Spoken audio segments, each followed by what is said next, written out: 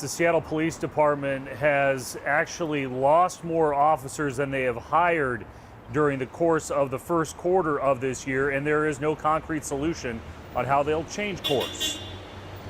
If there's been a flashpoint this year for a conversation about police presence and public safety, you may look no further than the corner of 3rd and Pike. I think it certainly had an effect. It's where we stood today with Seattle Councilmember Andrew Lewis to talk about how a mobile precinct has deterred crime in his downtown district. So it's not just the visibility, but it also gives a place for the overtime officers who are working on 3rd Avenue to stage out of. After a couple of shootings and assaults, the command post was established earlier this year, and Lewis says will not go away, even though the officers who staff it have moved on.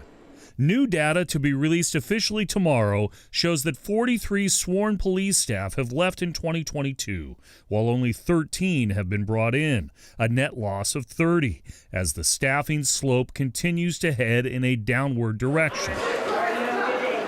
Layla Faraj. They cannot move the precinct. That's our as of right now, that's our lifeline. Credits police for restoring order on 3rd and says the presence has boosted business for her Euro shop. It's increasing every day because people are coming back to work. The Seattle staffing situation has been mirrored in other big cities like Denver and Dallas, where the Great Resignation also hit hard.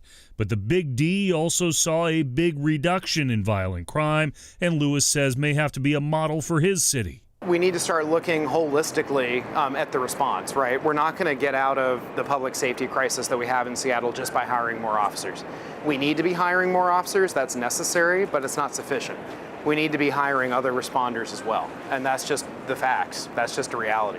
A reality that still may be hard to accept as the city tries to rise up from the depths of the pandemic. Lewis is specifically talking about a strategic use of resource, adding lighting in certain corridors, reducing the blight, re-energizing spaces. There seems to be a split at City Hall about hiring incentives. Councilmember Sarah Nelson has backed a proposal to do that for Seattle Police, but right now Seattle Mayor Bruce Harrell says he is undecided on her proposal. That's the story for now. Live at Seattle Police Headquarters in downtown Seattle, I'm Chris Daniels, King 5 News.